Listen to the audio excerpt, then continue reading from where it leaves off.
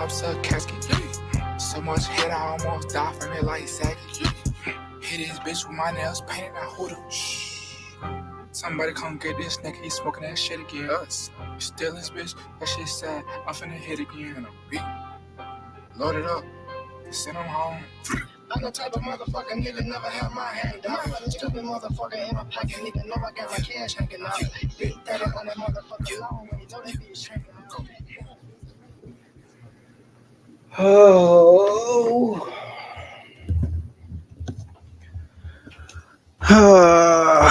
Just dance the pain away.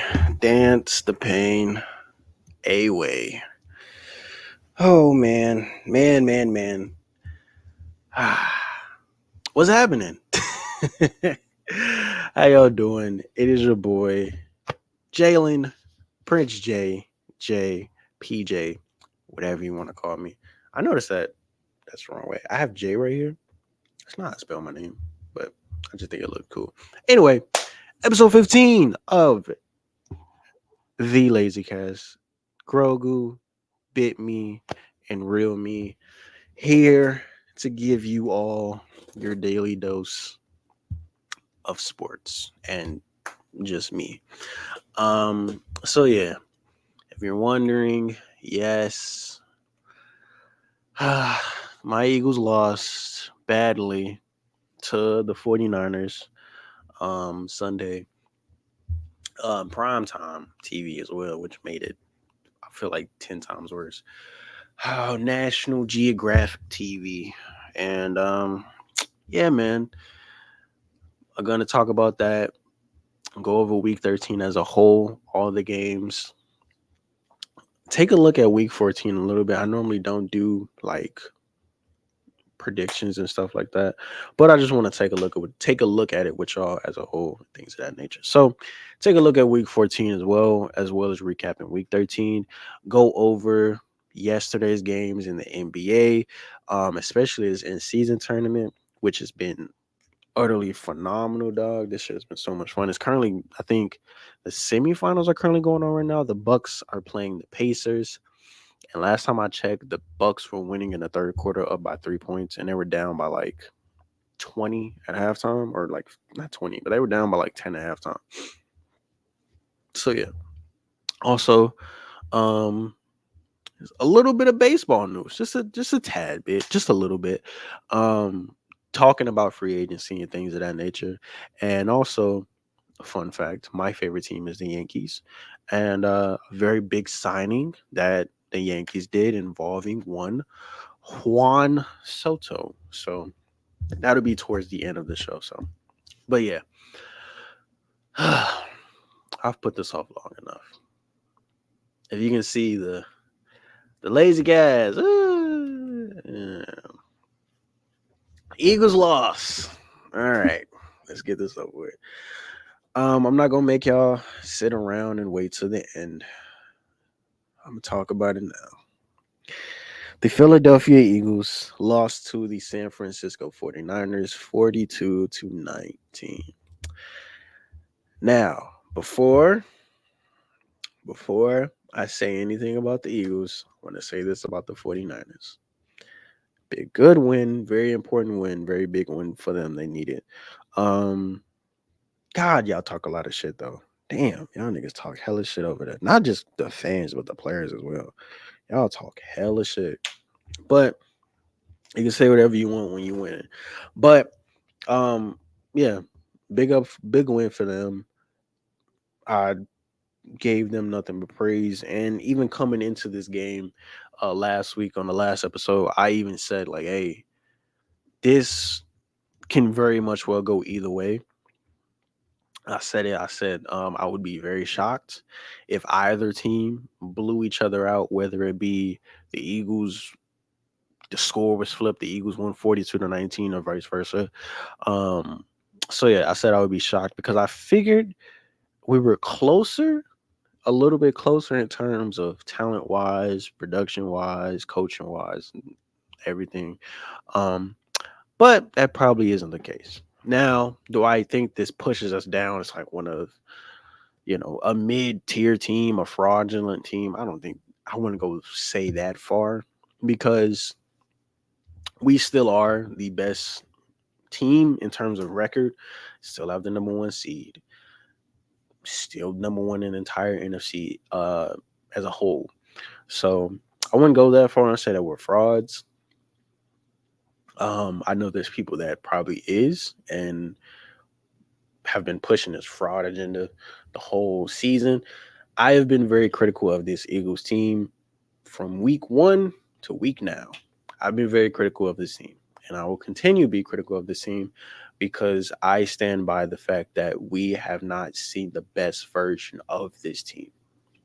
And not yesterday, Sunday's game would have been the perfect opportunity for that to essentially arise and pop up.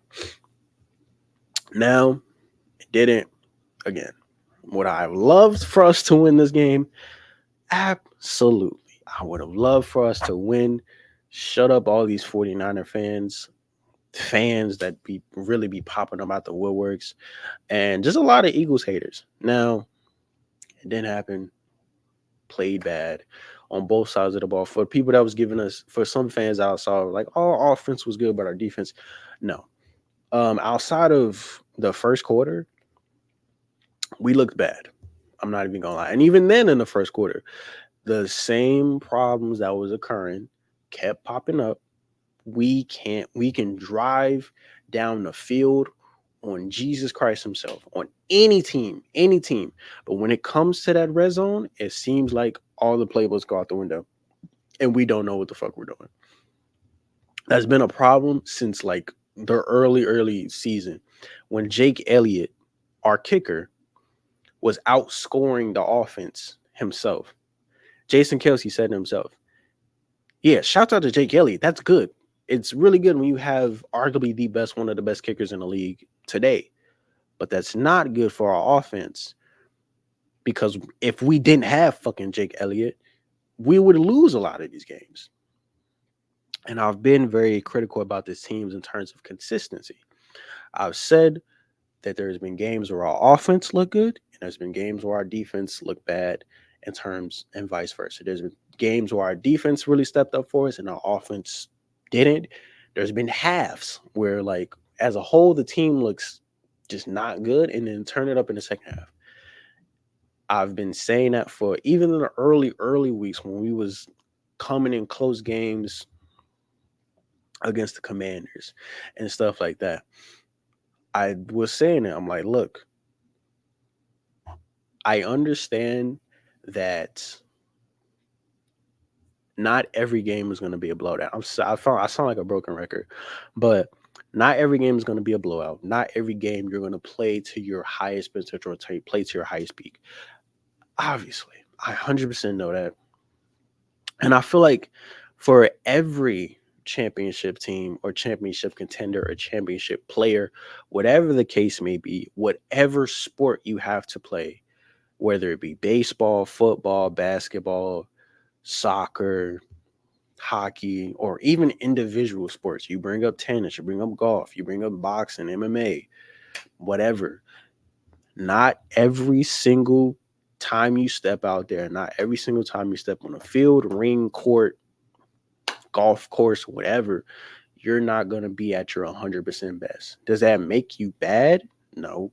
It's just that you're still getting the job done regardless.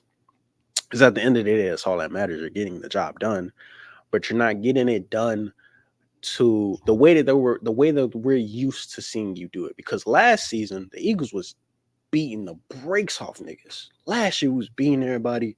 This, that, and the third. Couldn't be stopped offensively, defensively. This, that, and the third. Woo, woo.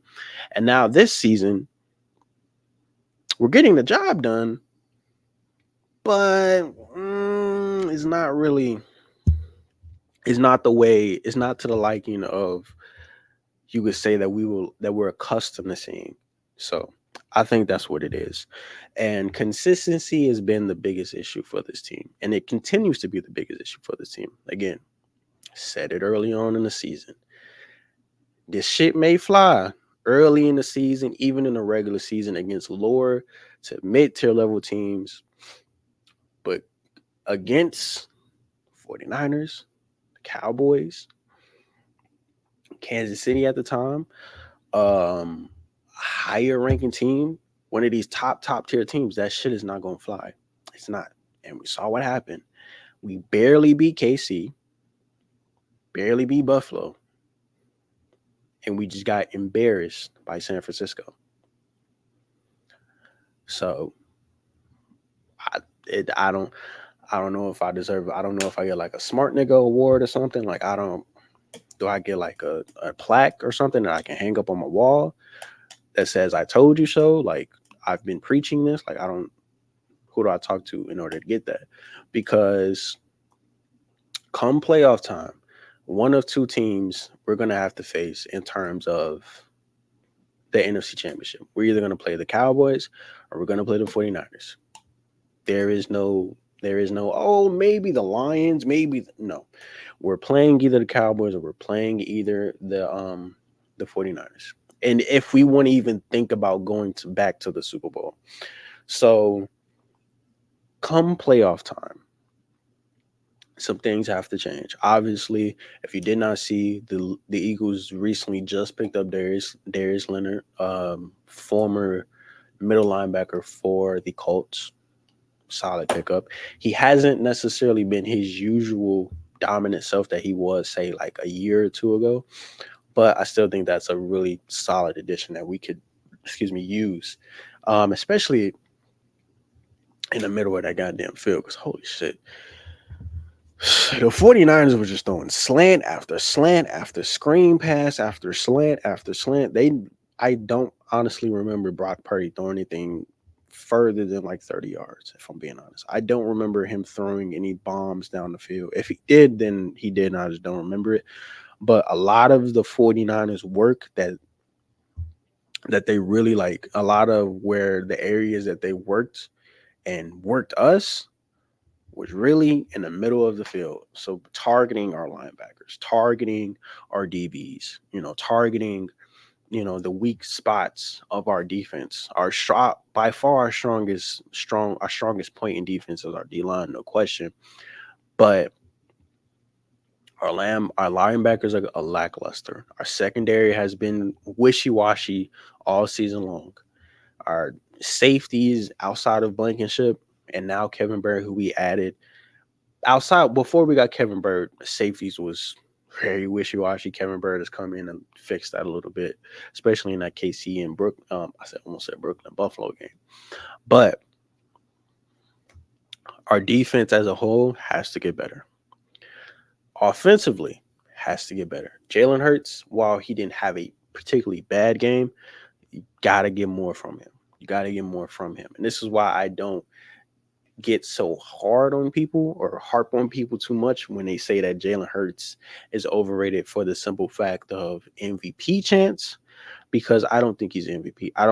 If I'm being honest, and even when I did my midseason awards predictions, I don't think there's any quarterback that should probably win MVP, if I'm being honest.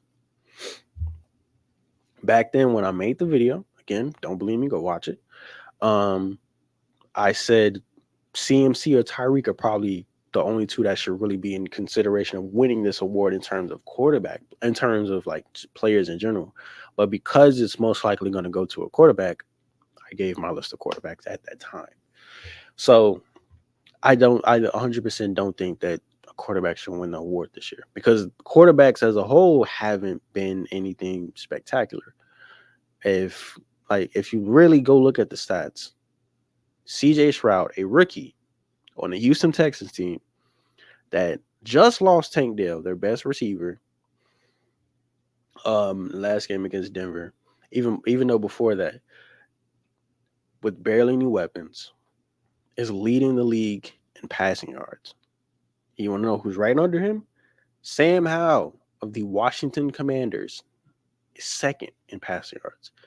Now, it is not to take away anything from those two, because they're having phenomenal years, especially CJ Stroud, who is not only going to win Offensive Rookie of the Year, is honestly getting MVP talks and could possibly win it. I wouldn't be surprised. I would be surprised, but not too much, because he's been playing phenomenal this year.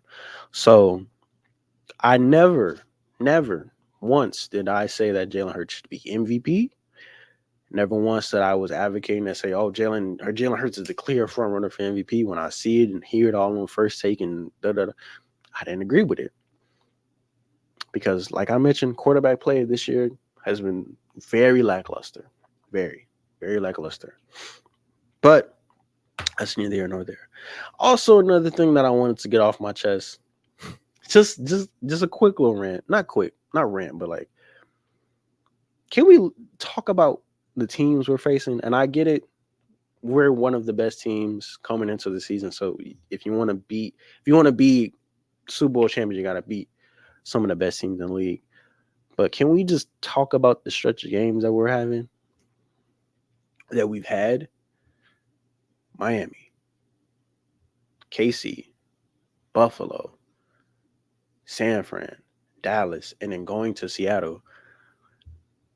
Just talking about the games that we played, Miami, KC, Buffalo, and San Fran, and then fucking Commanders as well that we beat.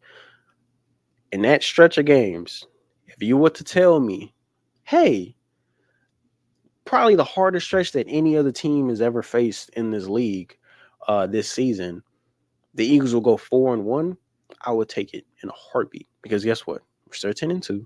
Still the best record in the league. Still number one in the NFC. Shut the fuck up.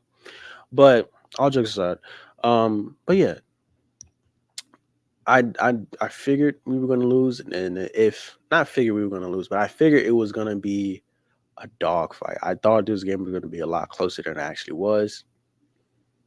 It wasn't. We got our asses kicked. If anything, I'm not gonna come on here and be biased and things of that nature. Um, we just got beat, man. Simple as that. We got beat. We got embarrassed on live TV. And I think we needed it.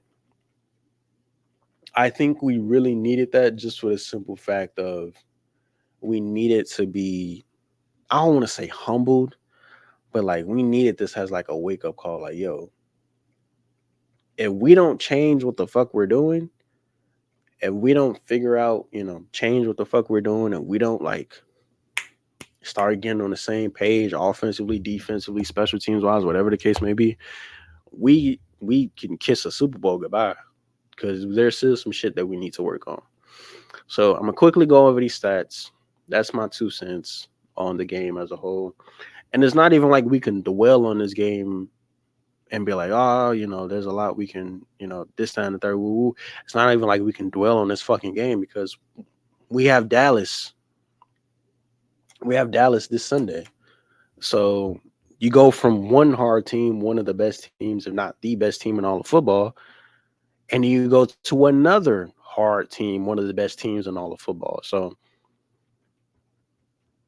it just got to keep moving, man. Got to keep moving. Got to essentially just put it in the rear view mirror and just be like, hey, save it for the playoffs. That's all. That's the only thing I can think of is just save it for the playoffs. Because 9 times out of 10, we're going to meet this team in the playoffs, in the NFC Championship. So quickly, just to go over the stats real quick and to talk about the 49ers and Brock Purdy. He's getting a lot of MVP chants, a lot of talk of people saying that he should have always been the MVP front runner. Or is it MVP favorite now? Again, I cover my ass like really well early in the season, because when I talked about the 49ers and I talked about Brock Purdy, I said, if I remember correctly, if not, go back and watch my videos. Quick shameless plug. I said that Brock Purdy should be in MVP talks, but because he has the weapons that he has around him, because of this, because of that, because of coaching, he doesn't get the respect he deserves. Now, am I the biggest Brock Purdy fan? No. Do I think he's one of the best QBs in the league? No. He's top 10. I think he's, without a doubt, top 10 QB in the league. No question. Could make an argument he's creeping in that top 5. Could, honestly. But MVP chance, MVP favorites for this season alone, yeah. I don't see a problem with that. because he's been one of the few quarterbacks that actually performed well. But the reasoning against me personally, the reasoning against that, I would say that he probably wouldn't win MVP, is the stretch of games that happened when he didn't have CMC and didn't have Debo Samuel when they were hurt. So the 3 game losses really started to open the eyes of people like the show. Okay, Brock, let's see what you can do without Christian McCaffrey. Let's see what you can do without Debo Samuel, because it's not like he lost every single weapon. Now, if he would have lost Debo, George Kittle, Brandon Ayuk, and fucking Christian McCaffrey, whatever the case may be, and Trey Williams, then absolutely no team is winning like that. No team is winning like that. There's nothing the quarterback can do. But the fact that you still had weapons, still have Kyle Shanahan as your coach, still have solid weapons out there, and you lost 3 games in a row, all winnable games, by the way, I feel like could nudge some judges, some voters a little. I said judges, voters a little bit the other way. Like, yeah, we see what you do with weapons, but like if you take one of those weapons away, like how good really are you? So that's just why I can see he wouldn't win it. Do I think he should win it? No, I don't think he should win it. I think I whole like honest to God truth. This is not the hater in me. This is not the bias in me. Again, when I did my mid-season award predictions, I was 100% behind either Tyreek Hill winning it or Christian McCaffrey winning it. I think one of those two dudes should win it. And if anything, it should be Tyreek Hill, because he's about to hit 2,000 yards. No wide receiver has ever hit 2,000 yards in a single season. No wide receiver has ever received an MVP ever. And the last out of position player that wasn't a quarterback to ever win the MVP was 2012 when Adrian Peterson done it. So, and again, if this is strictly just going to be a quarterback award, yeah, he probably will win it, or probably will be a favorite to win it. But in terms of all the players in the league, most valuable, I think wholeheartedly goes to Christian McCaffrey. I would much rather see Christian McCaffrey win the MVP than fucking Brock Purdy. Again, no hate to Brock Purdy, no hate to anybody on San Francisco, but Christian McCaffrey, I think, is wholeheartedly way more important to that team, to that offense, than Brock Purdy is. I don't think that's a hot take to say. I don't think that's, oh my God, he's a hater. I don't think that's crazy to say. I think that's damn near almost common knowledge. So, yeah. Other than that, but yeah, I think Brock Purdy wins? No. Do I think he deserves MVP votes and nods? Absolutely, because he's been playing really well this year. But in terms of winning it, I don't think he wins it. I don't think he wins it. But I could be wrong. He fucking wins out. The 49ers win out for the rest of the season, and he goes up and has this type of a stat line for every single game. Then yeah, maybe. But I don't think he's the most valuable on his team. I think that would go to this guy before him, or even one of these two before him, or even his fucking coach before him.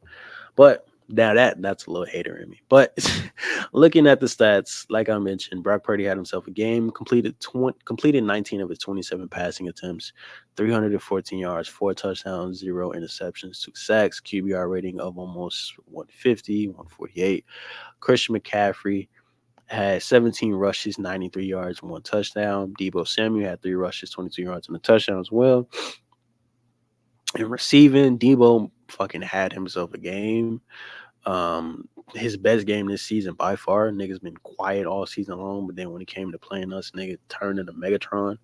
Debo had 4 receptions, 116 yards, 2 touchdowns. And Brandon Ayuk and Jennings also had respectively 40-ish receiving yards and also had a touchdown. And George Kittle had 68 receiving yards, no touchdowns. Looking at Jalen Hurts and the Eagles, Hurts completed 26 out of his 45 passing attempts, almost 300 yards, 1 touchdown, no interception, 3 sacks, QBR rating of 85. Hurts led the team in rushing with 20 rushing yards and a touchdown. Swift, they the shit. Oh my god, this is what I ain't gonna lie. This is what pisses me off a little bit more. I understand we have other solid backs in Kenneth Gainwell and Boston Scott, but can we? I almost hit my phone. Can we please, please, please, please, please, please look at my face? Please start running the ball more with fucking DeAndre Swift.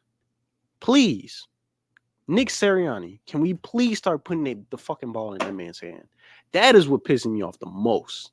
So, bro, it will be stretches where I'm thinking DeAndre Swift is hurt because he's not. There would be a whole drive where this nigga does not see the field. And that pisses me off so much. It irks my soul so much.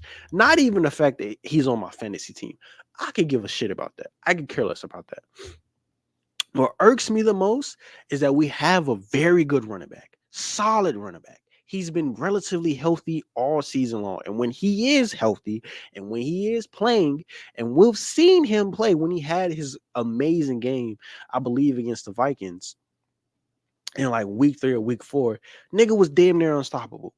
Had a phenomenal game and continued to have really good games. And for some reason, nigga just fell off a cliff. Not because he's not producing, it's because the simple fact he's not getting the ball. Can we please, please, please, please, please, Nick Sirianni, give that man DeAndre Swift the fucking ball. I'm not saying he needs to have the ball every single drive, every single play, but please run the ball with him. He's a halfback. He's a running back. Let that man run the fucking ball. Jesus Christ. I'm sorry, because that's what's really been pissing me off too. Hurts, he held the ball a little bit too long when not even really with pressure, because the O-line was really good. Even though he had 3 sacks, even though he took 3 sacks on the day, the O-line was relatively good for a majority of the game. Hurts just sat on the ball a little bit too long and just really wasn't chucking shit. But oh my god, DeAndre Swift and the Eagles pissed me off so much. And it's not even really his fault. It's really not his fault. Only 6 rushes for DeAndre Swift. Crazy to me. Compared to look how they're using Christian McCaffrey. Now, I understand Christian McCaffrey is a much bigger part to San Francisco offense than DeAndre Swift is. But let's not act like the nigga's some type of scrub. Let's not act like this nigga is just some type of ass. Can we please start giving him the ball more? Jesus Christ. Oh, my God. That's a little tangent I had to go on. I just had to. Oh, shit was annoying. But anyway, looking at receiving yards, A.J. Brown led our receivers for the Eagles with 8 receptions, 114 yards, no touchdowns. Devontae Smith had himself a solid game as well, with 9 receptions and 96 yards, also a touchdown on the day. But yeah, like I said, we lost. Very, very tough loss. A much needed loss, I think. It really wakes up the Eagles as an organization, wakes up Nick and those boys like, hey, this is a team that we're going to have to see in the playoffs. We're going to have to see these motherfuckers in the playoffs one way or another. We're going to have to see them. So we cannot go out and have that same performance. We just can't. We can't go out and have that same performance. We will not even sniff a Super Bowl for a very long time because that team probably ain't going nowhere for a while. So, yeah, got to do better. But that's it. That's my tangent about the Eagles. Moving on for the rest of the games of the week. Let me start from the bottom. Sure, because I'll talk about the Cowboys since we play them next. The 9-3 Cowboys beat the 6-6 Seattle Seahawks 41-35. The first win for the Cowboys against a playoff contending team, against a team that has a winning record. And Geno and Dak man, they had themselves a game. Looking at the Seahawks first, Geno completed 21 of his 41 passing attempts, 334 yards, 3 touchdowns, and 1 interception and no sacks. QBR rating of 97. No Kenneth Walker today, so the backup. I always forget how to pronounce his name. Char Bennett? Yeah, I think it's Char Bennett. 60 rushes, 19 rushes, 60 yards, 1 touchdown, along with Geno Smith also having a rushing touchdown. DK Metcalf, holy mother Jesus, this man went out and had himself a day. He was cooking the mess. He was cooking Bland, the QB, the cornerback for Dallas. He was cooking him all game. He was cooking the fuck out of him all game long. And by cooking, I mean Geno was targeting him. He was throwing to DK because DK was guarded by Bland for majority of the game. And boy, DK, man, if we saw this type of DK Metcalf more consistently, like week in and week out, and not just within spurts, he would 100% easily be up there with the Tyreek Hills and the Justin Jeffersons and the AJ Browns. If we saw this DK Metcalf consistently, dude, how do you stop this? How do you stop this? Because he's just bigger, faster, and stronger, and can jump higher than everyone fucking else. How do you stop this? You really can't. But 6 receptions, 134 yards, 3 touchdowns on the day, with his longest being a 73-yard um, bomb. And led to a touchdown. Jackson Smith Nigma is starting to come into his own, rookie wide receiver. Starting to really loving to see that because they have another weapon for Geno to throw to, along with Tyler Lockett and Kenneth Walker when he is out there playing. 7 receptions, 62 yards, no touchdowns. And Tyler Lockett, like I mentioned, 5 receptions and 47 yards. All in all, this was a phenomenal game. This was a really good game from start to finish on both sides, from both teams, not just one or the other. It was really good game, seeing from both sides. Dak, who actually has been surprising me a little bit. He had a solid game as well. Completed 29 of his 41 passing attempts, essentially 300 yards, 3 touchdowns, 0 picks, sacked 4 times, but had a QBR rating of 115. Tony Pollard had 20 rushes, 68 yards, and a touchdown. CeeDee Lamb, who also showed out with 17 targets and 12 receptions, 116 yards, and 1 touchdown. Jake Ferguson, I thought the Cowboys offense was going to miss Dalton Schultz a lot, but Jake Ferguson these past couple of weeks has been really solid and been really good. Had 6 receptions, 77 yards, and a game-winning touchdown essentially from Dak. And then Brandon Cooks also had 4 receptions, 45 yards, and a touchdown. So yeah, this was a great game. Good Thursday night game. One of the best Thursday night games, probably the best Thursday night game this season. So yeah, all in all, solid win for Dallas. They come, I believe we play in Dallas or we play in Philly. I'm not sure. I have to check. But yeah, like I mentioned earlier in my little tangent about the Eagles, we're going to have to see either Dallas or San Fran. And San Fran, we know how they get down. And Dallas, they're no slouch. So either way, we're going to have to see one of these two teams. Speeding through some of these other games, these other afternoon games, the Chargers, Jesus Christ. The Chargers beat the Patriots 6-0. This game was so goddamn boring. I thought this game was going to be a little bit more entertaining just for the simple fact that I thought the Chargers was going to go crazy. I did have the Chargers defense, so they got me like 20 points. So I'm not complaining, but damn, this game was ugly. This was an ugly game. The AFC Cowboys, the Dallas, the Miami Dolphins, the 9-3 Miami Dolphins beat the Commanders 45-15. I mean, it's Miami against a losing record team. What do you expect? But one of the more highly anticipated games that I was looking forward to this week, I don't want to say it didn't disappoint. It was close. Very solid game on both sides of the ball. Russ had not his greatest game. I believe he threw 3 picks and a touchdown. But CJ Stroud and the Texans, who still are in playoff contention, let me actually see where they are in the AFC South, because I think they're still in second behind Jacksonville. I believe they're still second behind Jacksonville, if I'm not mistaken. Why'd I kick schedule?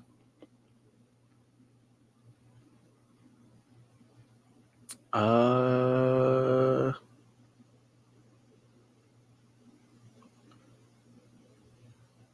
why can't I see the standings on here? Whatever. But yeah, I believe they're still, yeah, they are second, because I remember looking at it not too long ago. They are second still to Jacksonville, but they are tied 1-1 with them. They beat them early in the fucking season, but then they recently just lost to them. So, and there's no other tiebreaker. The tiebreaker is essentially who has the better record, and with Trevor Lawrence possibly going down with, I believe it was an ankle sprain. Um, should be interesting to see, because they play the Jets. They're at the Jets, at the Titans, then Cleveland, Tennessee, and then the Colts, which is another divisional game. And the Colts have been playing well too. So shout out to the Colts. But yeah, the Denver Broncos, the Texans in the Denver Broncos, what was it, 5-game winning streak? Yeah, they end their 5-game winning streak. They are officially 500, as the Texans are 2 games over 500. So yeah, big win. Texans, like I mentioned earlier, CJ Stroud has been getting MVP talks, has been getting MVP votes, rightfully so. Do I think he's gonna win it? Probably not. Um, because I don't think the league and voters in particular would be willing to give it to a rookie. As fucked up as that sounds, I just don't think they would be willing to give it to a rookie, because he is having one of the better rookie campaigns, one of the better rookie seasons that we've seen in a very long time. And having this Texans team being over 500, 2 games over 500 in the playoff hunt, putting up the numbers, leading the league in passing yards, being without a doubt the best rookie QB to come out that class, even though it's very, very early. It's only year one, but I think you can kind of see, like, going forward, like, Carolina is going to be kicking themselves for quite a while, unless Bryce Young turns into the Bryce Young we've seen in Alabama. But yeah, shout out to the Texans. Um, that defense really won them this game as well, with the 2 young defensive studs that they have in a Will Anderson Jr. and a Derek Stingley Jr. Don't know what it is about juniors, but very solid win for Houston, as they're going to play the Jets next. So could possibly snap off a little winning streak going against that tough Jets defense. So we'll see. The Lions barely beat the Saints, the 9-3 Lions, the Super Bowl contending Lions, as everyone loves to tell me. Beat the Saints 33-28. They were up like 24-7 going into halftime, and then the Saints just found their offense and then just started going crazy. But Derek Carr, I believe, is in concussion protocol and is hurt. So Jameis came in and them niggas weren't winning. But yeah, shouts out to the Lions. Still don't think they're Super Bowl contenders, but they're just going to have to prove me wrong and show me something in the playoffs. Until then, they're a good regular season team. The Falcons beats the Jets 13-8. The Falcons are in first fucking place in the NFC South, by the way. Just let that sink in. At 6-6. Let's look at all the NFC South teams real quick. You have the Falcons, you have Tampa, you have Carolina, and who else? You have Atlanta, Tampa, Carolina, and am I missing? Oh, New Orleans. And they have the best record. They're 6-6. Just saying. I thought coming into the season with the hot start that Tampa Bay had, I thought they was easily going to walk away with this division. I thought they were going to be kind of what Houston was. I thought they were going to be 7-5, solid team. Mike Evans just hit 1,000 yards again. So I'm like, oh yeah, this team they're still not outside the playoff hunt. They're tied for second with New Orleans, and we don't know how long Derek Carr is going to be out. So we could see them make a push for that first place spot, but we'll have to see. The Colts also tied with the Texans for second place in the AFC South. Beat the Titans 31-28. It was a crazy game between Gardner Minshew and Will Levis. It's still crazy to think that I was thinking about this earlier before I even started potting. They're doing all this without Anthony Richardson, the star rookie QB, who when he was playing well, would have probably made the Rookie of the Year campaign a little bit more competitive alongside CJ Stroud because he was playing well and they were also winning games. But obviously he got hurt and he's out for the season. But to see Gardner Minshew have this team, or have this offense, I should say, being 7-5, Michael Pittman Jr., one of the more underrated wide receivers in this league, a solid ass defense in that team in Indianapolis. Imagine what they're going to look like next season when they have more under the belt. Gardner's probably going to get paid. I think if it's smart, if I'm the Colts, I'm keeping Gardner just in case AR-15 goes down again or AR-5 goes down again. But yeah, imagine this team next year when they get Anthony Richardson back. He's healthy. He's got a year under his belt. He's hopefully watching film and not being so careless and reckless when he's running the ball in terms of getting injuries. Because if that is the case, this Colts, that AFC South division, man, you got the Colts and Anthony Richardson and them boys, Houston with CJ Stroud and the Texans, and you obviously have Jacksonville. Dog, the AFC South is going to become really fun to watch, really young and fun to watch as a whole. So yeah, shout out to the Colts. Solid win. Kyler Murray and the Cardinals beat the Steelers. Just when the Steelers fans get some hope, they had their first 400-yard game in forever last week. And now they lose to Kyler Murray and the Cardinals. Speaking of Kyler Murray, can we put a little bit of smidge of respect on his name? Ever since he came back, this offense has looked. It's still the Cardinals. They're not great, but he's been playing pretty well from what I've seen. So shout out to Kyler Murray. The Bucks barely beat the Carolina Panthers 21-18 as they move on to beat 5-7. Already talked about the Eagles. The Rams beat the Browns 36-19. The Chiefs. I'm gonna get into the Chiefs in a little bit. The Chiefs lose to the Packers 19-27, and the Bengals barely beat the Jacksonville Jaguars 34-31. Now let's talk about these Chiefs real quick because holy shit, have they been not great these past couple of weeks. All right, so let me get my little spiel off on the Chiefs real fast. What is going on with these wide receivers? I said it after the Chiefs lost to the Eagles 2 weeks ago. I said that the Chiefs are going to regret not making a move at the trade deadline to get a wide receiver, to get a Mike Evans, to get really any fucking body that can catch a ball, because these receivers have got to go. If I'm Patrick Mahomes, I'm looking at my team as the offense, the receivers. It is bad. It is very, very bad. And it does not help that Travis Kelce is not having his best year as well. It doesn't help. Now, this isn't 100% on the receivers because Mahomes hasn't looked himself either. He hasn't looked like his usual magical Mahomes-y self, I guess you could say. But with all that being said, man, I said it, and I'm gonna keep saying it.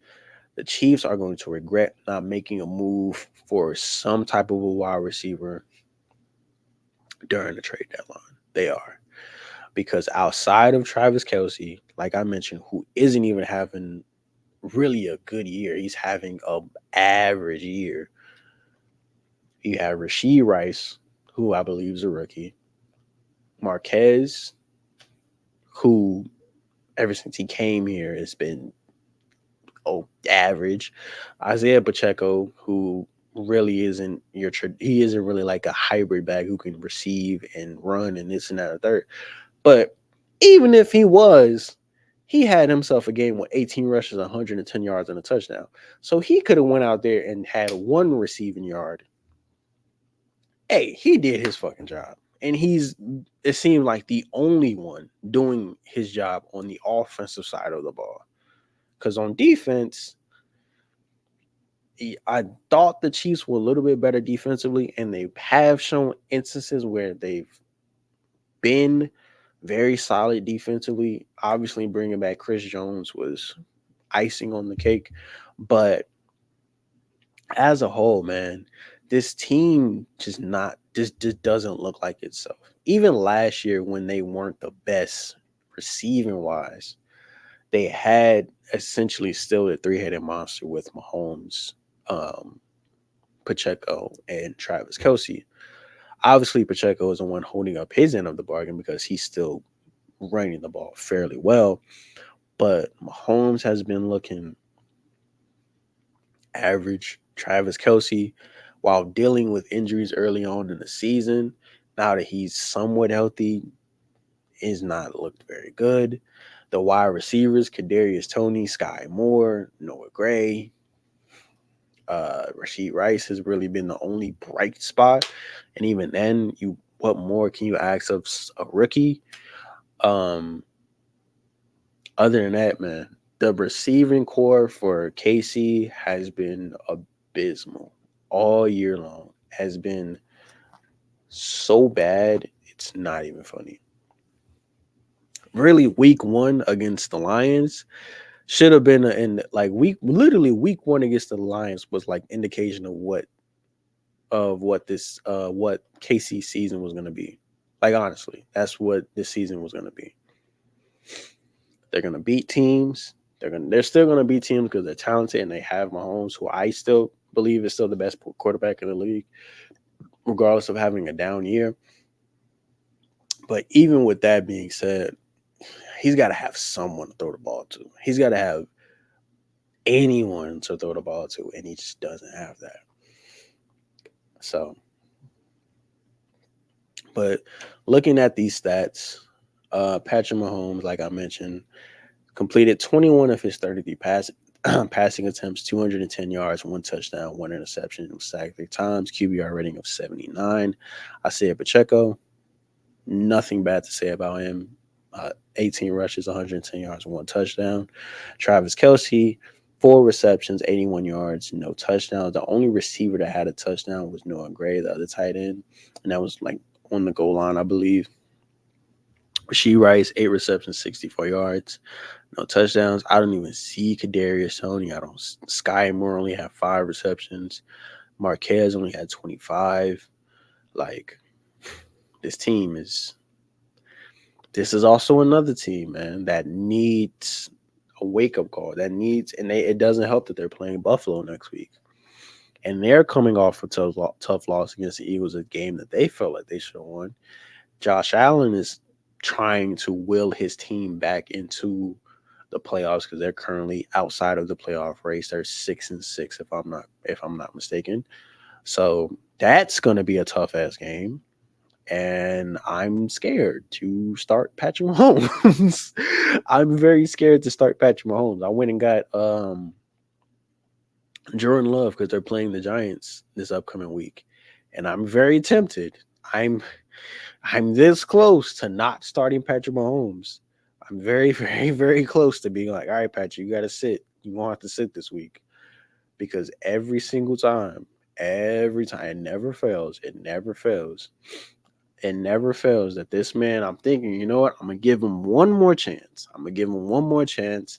And the quarterback on my bench goes crazy because for a majority of the year, I had Trevor Lawrence as my backup. And he hasn't had crazy games, but he's been serviceable. So that's why I was like, okay, I have no choice really to start Patrick Mahomes because Trevor really ain't on shit. And if he is, Patrick Mahomes has a decent to okay game. So it's like, all right, whatever. But Jordan Love these past couple of weeks, man. Actually, you know what? Let me look up his stats real quick. Let me look up Love's stats these past couple of games. Um,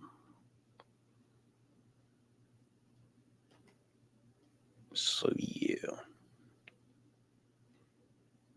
here it is. Okay, so looking at one Jordan Love on the year, he has 2,800 yards on the year, 22 touchdowns. I can't talk. 22 touchdowns, QBR rating of 90, and a 61.3 percentage completion. But his last couple of games, whatever the case may be, he's completed 115 of it out of his 174 passing attempts, 66% completion. Yards per games, he's had 275, 11 touchdowns, a 6.3 touchdown percentage to 2 interceptions, QBR rating of 106.3. And it just so happens that he's playing the Giants next. And the Giants this year have not been good. The Giants this year, excuse me?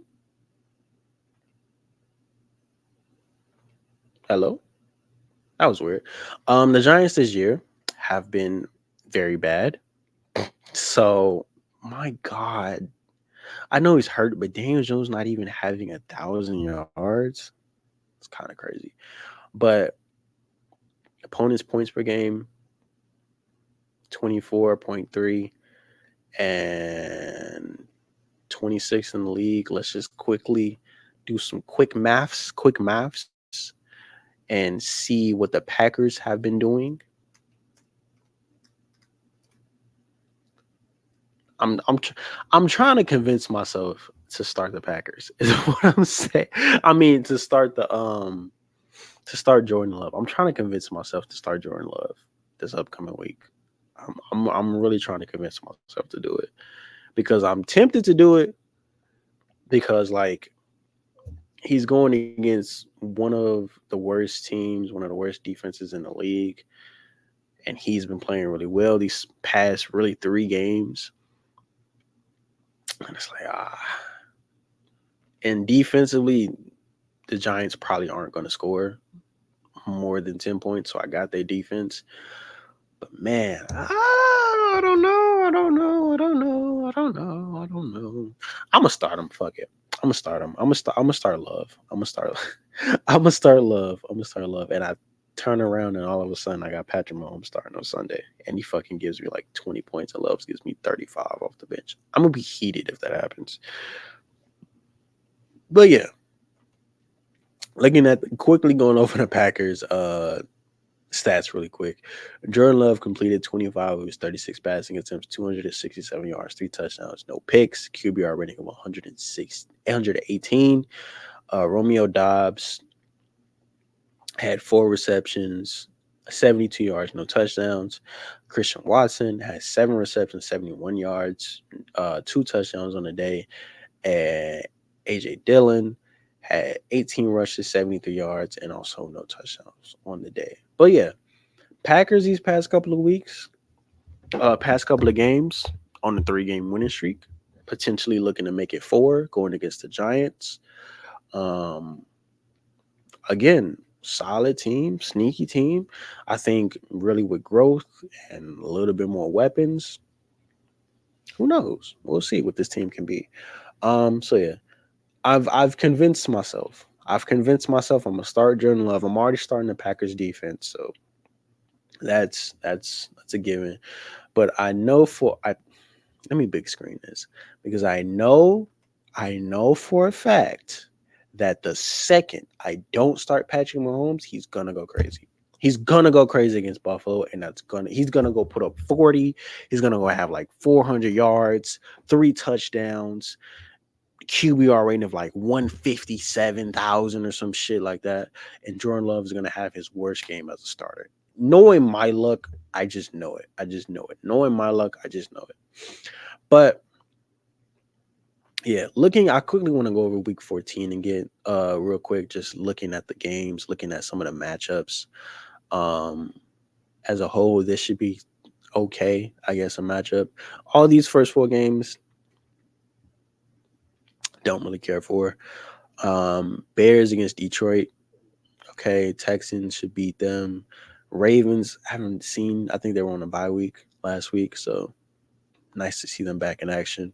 This should be a fun game to watch. 49ers playing the Seahawks at home. The Bills, I'm trying to think. Oh, I was going to say the Bills and the Chiefs were going to be the best game of the week. No, the best game would probably be this, Eagles and the Cowboys. But this should be interesting. I'm going to be watching this game very closely just for the simple fact of I'm interested to see not only how Josh Allen bounces back, but how Patrick Mahomes bounces back. And as a team, both teams bounce back because, man, I don't know. Shit is not looking good in KC or in Buffalo. But enough football talk. Let's quickly go over last night's games, in particular the in-season tournament. Look at the games that are happening tonight as well. I believe the Bucks game is still going against the Pacers. Never mind, the Pacers won. The Pacers won. I just got a notification.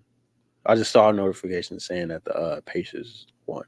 I'm not surprised. Pacers have been playing phenomenal all tournament long, and Tyrese Halliburton most likely is going to win MVP. In-season tournament MVP, I think that's what it's called. So yeah, that's a cool little 500K gonna be in his pocket, regardless of who they play. They can play the Lakers, they can play the Pelicans Friday. The Pacers, excuse me, the Pacers as a whole has been going crazy, and Tyrese is a problem. But before we even get into tonight's games, we got to go back in time and look at yesterday's games. And let me see, 1, 2, 3, 4, 5, 6, 7, 8, 9, 10. So about 10 games last night. Some yawners, shit that makes you sleepy. But some solid games. And in the very first game, we had Joel Embiid. He saw who was on the schedule, said, fuck it, let me go drop 50. And on top of that, 13 rebounds and 7 assists. Damn near had a 50-point triple-double. Like I mentioned with Joel Embiid, this season, the thing that's been surprising me the most with him isn't the points, isn't the rebounding, isn't the defense, isn't really any of that shit. The thing that's been surprising me the most, and we quickly go back over at StatMuse real fast, is 6.6 assists on the year. Joel Embiid is damn near averaging 31 points, 11 rebounds, and 7 assists on the year. And if you even want to be more critical and more like looking at these last 5 games, he's been putting up 36, 12, and 8. Let me say that again. 36, 12, and 8 assists. I'm just saying. If Jokic was doing this, niggas be going crazy. If Jokic was doing this, niggas be going crazy. I'm not here to push the agenda that that Embiid is better than Jokic. I've jumped off that train a long time ago. I'm fully aware that Jokic, I think, is the best player in the league and is probably better than Embiid. Not probably, he is better than Embiid, but I'm just saying, can we get at can we give his man can we give that man his flowers? Can we give him his credit? Cause hey man, man took a part of his game that a lot of people criticized. A lot of people said he needs to improve on, and he's done it.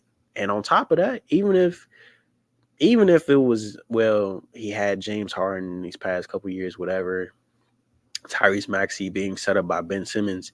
Now that he doesn't have Harden, he's the one that's setting niggas up and shit like that. So, hey man, shout out to Joel Embiid, man. But yeah, Washington, doodoo butter ass cheeks. Philly, very good team. 131 to 126. Like I mentioned, Joel dropped 50. Somebody else almost dropped 50. Desmond Bain, 49, 6, and 8, beating probably the worst team in all of basketball. I saw this thing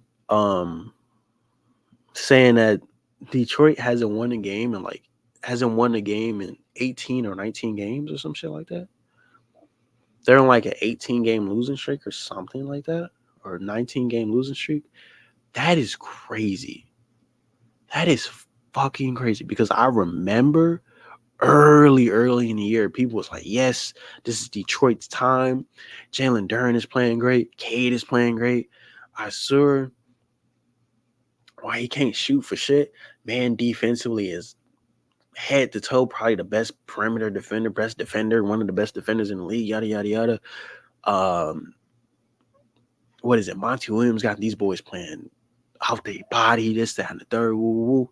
And then these niggas lose 18 straight. 18 straight? Bro, that's crazy to me. That's wild. That's bananas. I'm not gonna lie. But yeah, the Grizzlies win 116 to 102. And Ja's almost home. Ja's almost home. Ja's almost back. So what is it? It's 25 games. So it's 8 more games. 8 more games until Ja comes back. So that should be fun. I always like seeing John Morant play. So yeah, it should be interesting to see if they're able to pick up, some of the wins, because they were winless for a very long time, the Grizzlies. But they've kind of, I don't want to say picked it up, but they've kind of started to get in the win column a little bit. But moving on, the the Magic lose to the Cavaliers 121 to 111.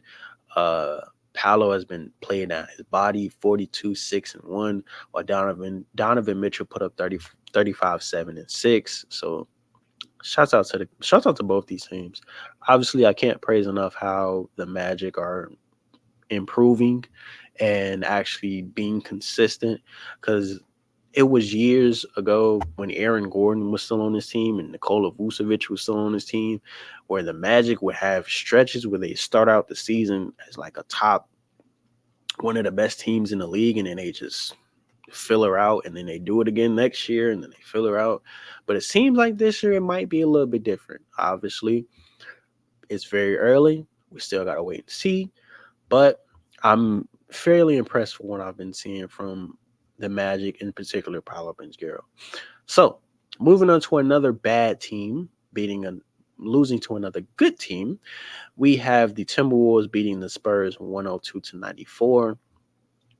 Keldon Johnson at 21, 10, and 3. Rudy Gobert damn near had a 20-20 game with 16, 20, and 2. Naz Reid had this crazy ass in and out. Man, when coming down the fast break, I don't know who he hit with the in and out. It don't even matter. That nigga's shoes might have been left on the court. That nigga said, yam time. My God, that team is so tough. It's almost, they kind of, because looking at this team, defensively, obviously, you have Rudy Gobert, who's one of the best one of the best interior defenders that we've seen in a very long time.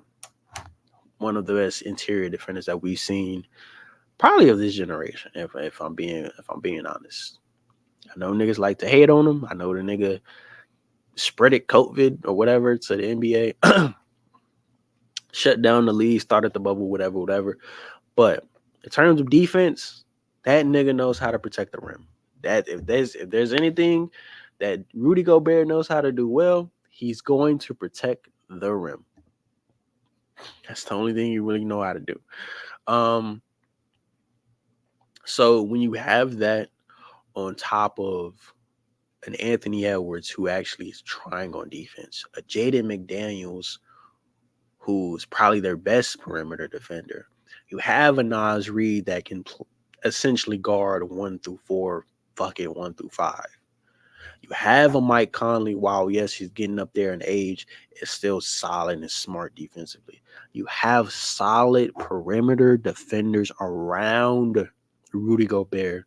So it doesn't make his job a lot harder opposed to when it wasn't back in Utah, when the best defender that Utah had was probably Royce O'Neal. And that's nothing. Not Royce O'Neal's not a shit defender, but he's not something crazy. He's not a level of Anthony Edwards or Jaden McDaniels or even a Naz Reid. And on top of that, having a Donovan Mitchell who has to go score 30 for them to even win, so he's not trying on defense. Bogdan Bogdanovic, he's not good defensively. Joe Ingles, he's not good defensively. So, you know, it's good to see him being utilized to his fullest potential. If the Timberwolves can continue this stretch of games where they're playing well defensively, Ant is turning into the player that we've all been saying that he can be all summer long, and now he's transitioning that to the NBA level in this season. What once was one of the worst trades in NBA history, if they can somehow make a deep playoff run and continue and build on this, and Cat, who I haven't even mentioned, has been also playing really well as a solid number 2. If they can somehow build on this, can continue to be really solid and really good, and hell, make a deep playoff run, and Ant continues to get great, I don't know, man. All the people that was saying this is one of the worst trades in NBA history might have to bite the bullet on this one. It's gonna have to be a lot of niggas coming around saying, hey, and I know people won't because niggas hate to be wrong, but I'm not saying that the Timberwolves would be great. I'm not saying that they're gonna go and become the next dynasty and win 4 straight championships. I'm not saying that at all. However, after 1 year going from being a very bad team to now arguably one of the best teams, arguably not even arguably the best defensive team in all of basketball right now, if they make a deep playoff run, and if they continue to make I'm just saying, if they win, God forbid these niggas win a championship. God forbid Anthony Edwards and the Timberwolves win a championship. Hey, man. It's gonna have to be a lot of people that's gonna have to bite the bullet. I didn't really care about the trade. I didn't think the trade was the worst trade in NBA history or one of the worst trades. I didn't understand the trade, but I wasn't too hard on it. I'm trying to remember. Was I recording? I wasn't recording when this trade happened. However, when I remember seeing this trade when it happened, I was like, I don't like it. I don't think I wasn't the biggest fan of it. Again, until proven wrong, it's Timberwolves gave up a lot for Rudy. And a lot of motherfuckers at the time didn't like Rudy and still don't like Rudy. But looking at the circumstances that he was in compared to now, it's a much different circumstances. It's totally different things. I'm just saying. Man. But moving on, shout out to the Timberwolves. All in all, even if this is their one good season, They finish as a top 3, top 2 Western seed or whatever, and they hover around that or make a deep playoff run. Shouts out to them. I just because I like that team. I like Anthony Edwards. The team as a whole is not bad. So shouts out to them. Probably the closest game of the night, we have the Nets and the Atlanta Hawks. The Nets beat the Hawks 114 to 113. Both Mikal and Trae Young both dropped 30 and had essentially game-winning shots. Trae Young came down, hitting these niggas with some step back three, gave Atlanta the lead. Mikal came down right after. Damn near lost the ball. Nigga was dribbling the ball hella ugly, but damn near lost the ball and came down, hit a tough little midi fadeaway, essentially giving them the league. Now, on to the play, the final seconds that Trae Young got fouled. I don't think he got fouled. I think it's just for the simple fact that Trae is just a smaller dude. I think it's just the fact that Trae is just a smaller guy.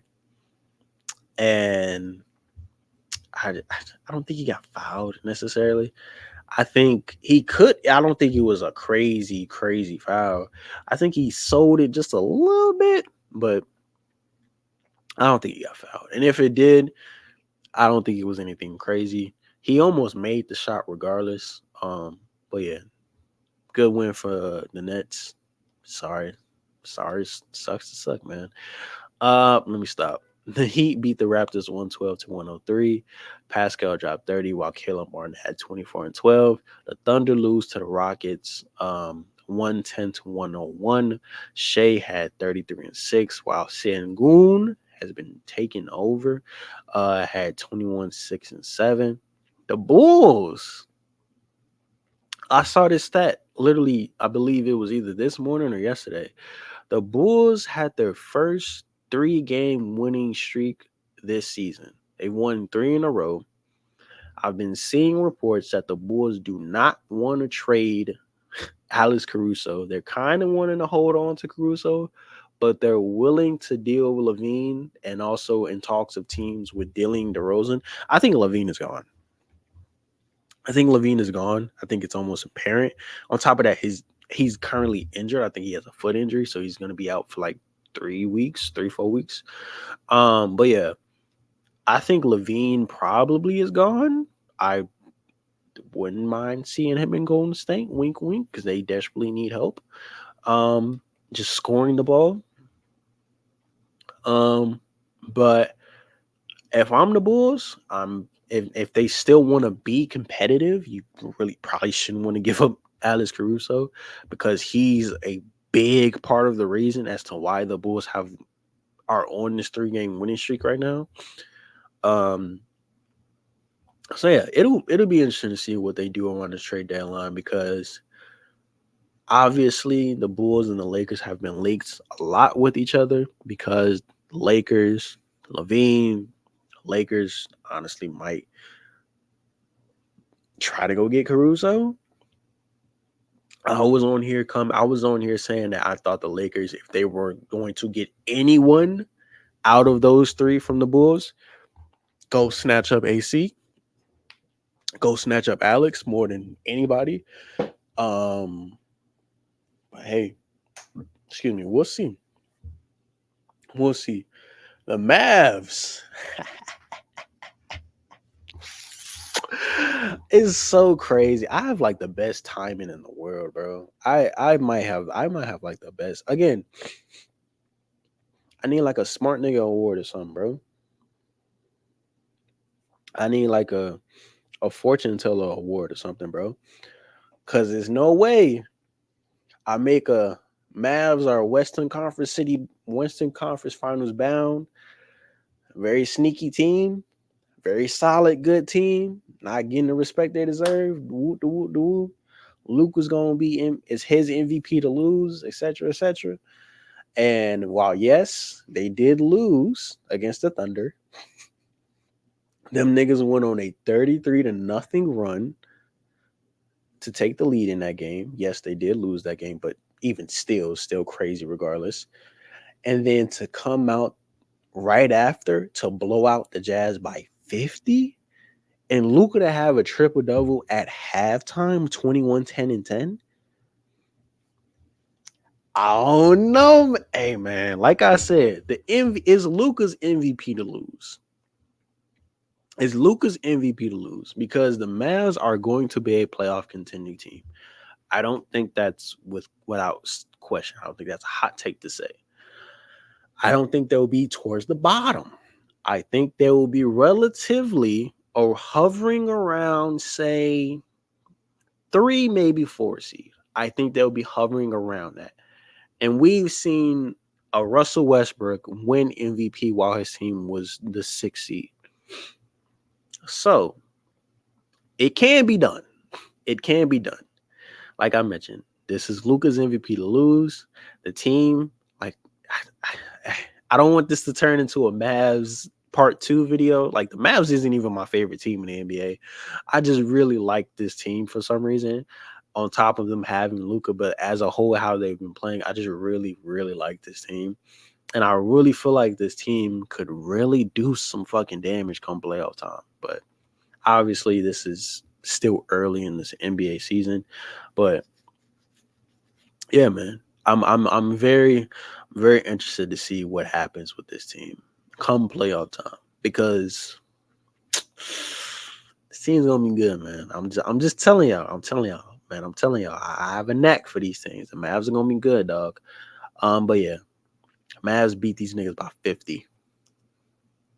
None else as we said. The Clippers at home beat the Nuggets 111 to 102. Jokic had an uncharacteristic type of game. He shot, I believe, 9 of 37 from the field. Had 22 points. Had 22 points, 15 and 10. But still, from the field, Jokic probably had one of his worst games in recent memory, or probably ever in his career. Man shot. Actually, you know what? Let me not guess. Let me just look at the stats real quick. Let me not guess. Let me look at the stats real quick. I haven't been looking at the stats just for the simple fact that it's just a lot of games. But for this one, I'll accept. He shot 9 of 32 from the field, 28%.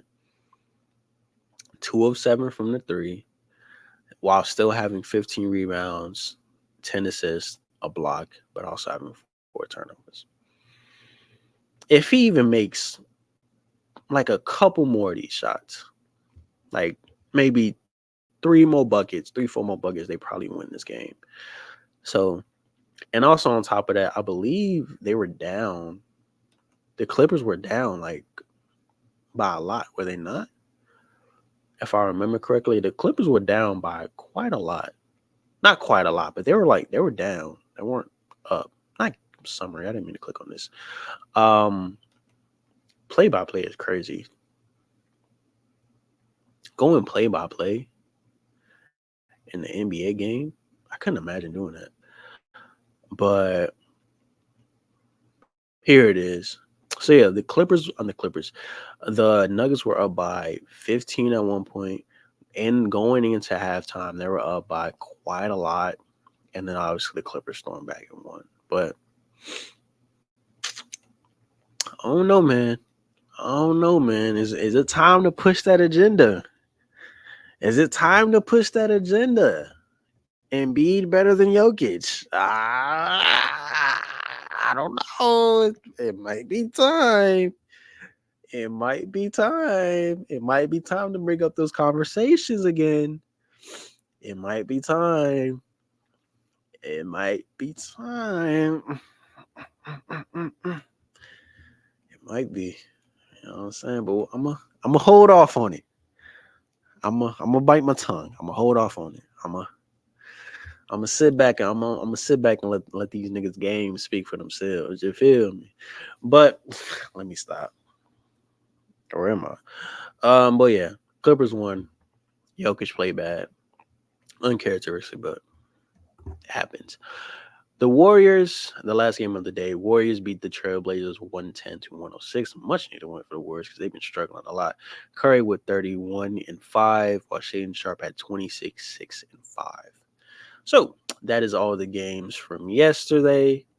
All right, LeBron, move out the way. Looking at the games from today, like I mentioned, the Pacers beat the Milwaukee Bucks as they move on to the in-season tournament final, as they will play either the Pelicans or the Lakers, which is about to start in like an hour ish, in 2 hours, because it's 7:30 right now. So that should be fun. But like I mentioned, the Pacers have been playing phenomenal from start to finish.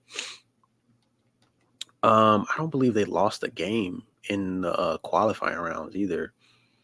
So yeah, Tyrese Halliburton has been putting up numbers like this all tournament long.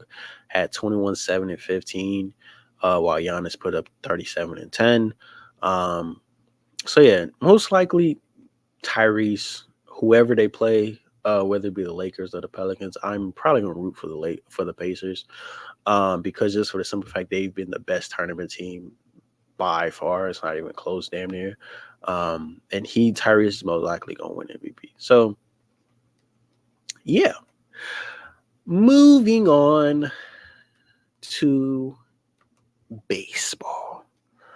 Quickly, let's look at the newest Yankee. Quickly look at the newest Yankee. This just makes my heart sing.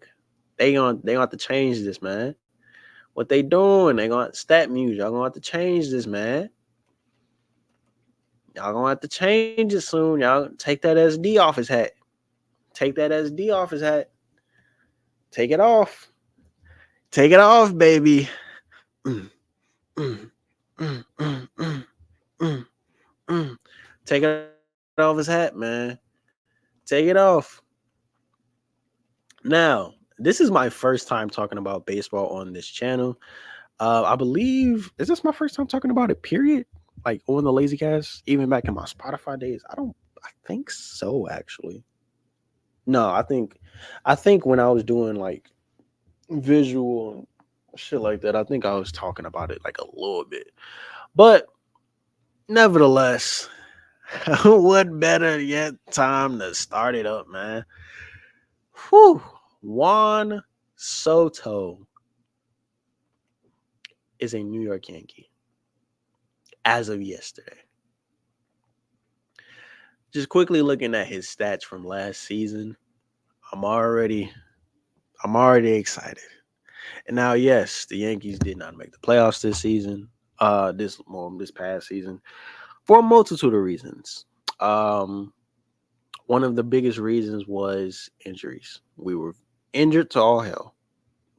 With that biggest injury being to one Aaron Judge, and he was a big. When he came back, he was a big reason as to why. Not say big reason, but he was a big part of our offense. And if you look at just this one little stat right here, just one little stat right there, look how many games he played. 162. While you're looking at that stat real fast, I'm just gonna look real quick at something. As I let's quickly look at this real quick. Oh yeah. Zoom that in.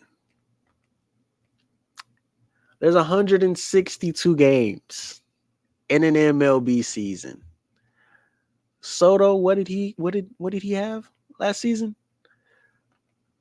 162. Now, we have a very durable,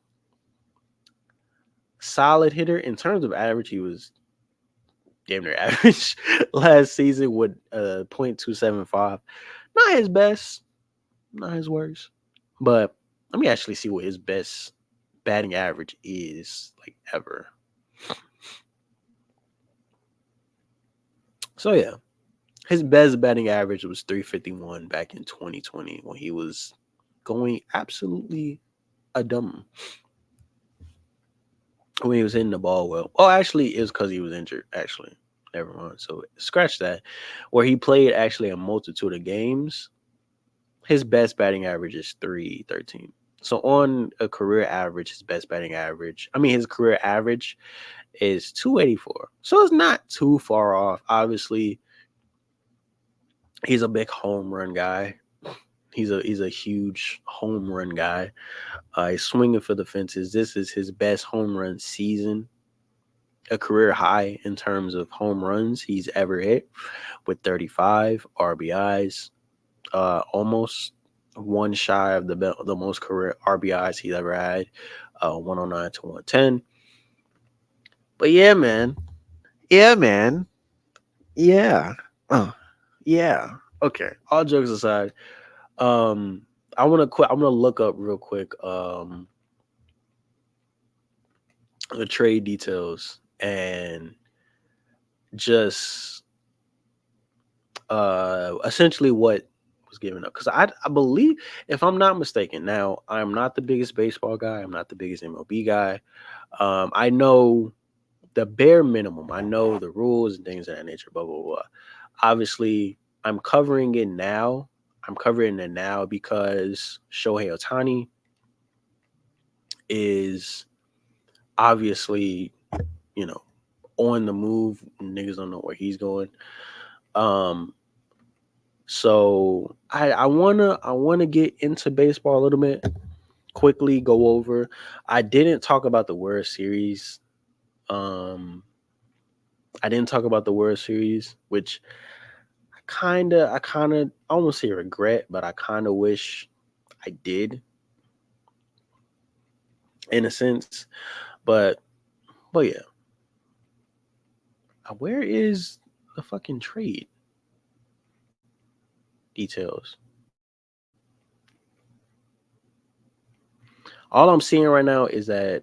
Oh, also another thing is that Soto, who's a left fielder, moves Aaron Judge to, I think, his more natural position of being a center fielder. If I'm not mistaken, he's majority of his time played center field again. So having another solid outfielder who can hit, one of the best hitters, one of the best under 25 players in the league that we have to today in Juan Soto. And also, I think the biggest thing about him that really pops out to me isn't the numbers, isn't the stats, is that he's relatively healthy. Relatively healthy. Relatively healthy. He's had years where he's had down years. 2022, he had 100. He only played 101 games opposed. And then obviously in 2020, he only played 47 games. But coming off last season where he played every single game, and our biggest problem last season, or one of our biggest problems last season, which is strictly injuries, having a young dude come in, having a young dude that can hit, that can field, is coming off his best season in terms of hitting home runs, damn near his best season in terms of RBIs. I don't know, man. It's making me happy. It's making me happy, man. It's making me jig a little bit. I ain't gonna hold you. It's making me do a little jig a little bit. If I can find it, I just want to quickly go over the trade details and then I'm gonna call it a day.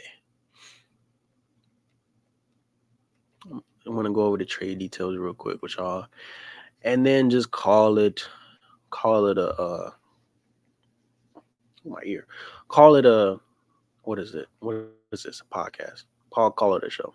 So can y'all see? Yes, y'all can. So let's look. The Yankees trade for Juan Soto and Trent Grisham as the Padres get Michael King, Thorpe, and more.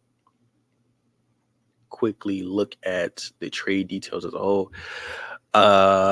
With the Yankees also getting center fielder Trent Grisham and the Padres receiving pitchers Michael Cole, what am I saying? Michael King, Drew Thorpe, Johnny Brito, Randy Varquez, and catcher Kyle Higasaki. So this is a full trade detail. I ain't gonna lie.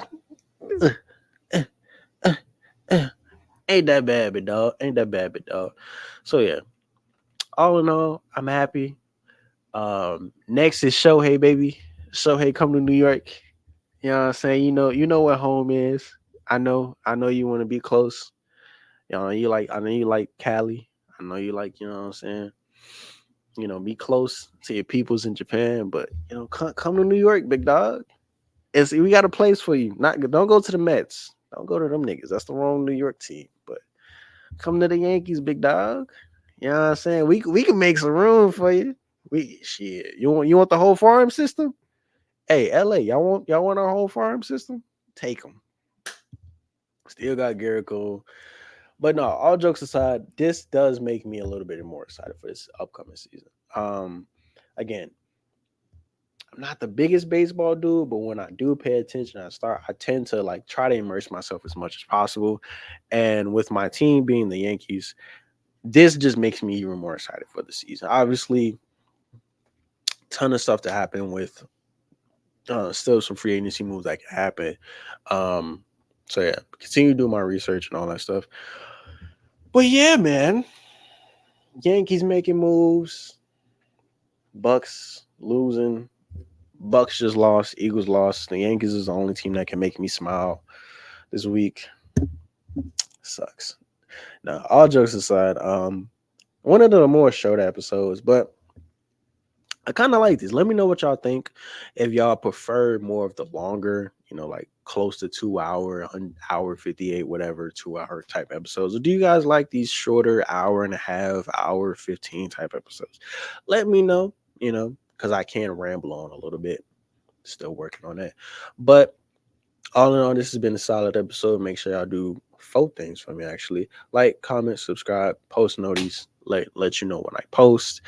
And I'm going to go edit this, do the thumbnail, and get this out to y'all hopefully by tonight, because it is only 7:40. And it's crazy because if I go look outside right now and go look at the sky, it feels like it's 12 o'clock at night, and it's only 7 o'clock. So hopefully get this out to y'all tonight. If not, it will be early tomorrow morning. And yeah, that I'm being gracious host Jalen. That's Grogu. That's Bit Me. This is Real Me. Jay, Prince J, PJ, Jalen, whatever you guys want to call me. Can't. I don't want you to talk. You ain't call me bro. I don't know. I don't know how the song go. But yeah. Hopefully you guys enjoyed episode 15 of the Lazy Cast. I will see you guys next time. I love you guys. Thank you guys for all the support. Can you just continue support and things of that nature? And also be on the lookout for new episodes, obviously, every single week, every two a week, and things of that nature. And I don't want to give away too much, but I'm in the works of having a guest. Ooh, I'm gonna have my first guest on YouTube. So yeah, but yeah. Again, thank y'all, and I love you guys. Peace. Till next time.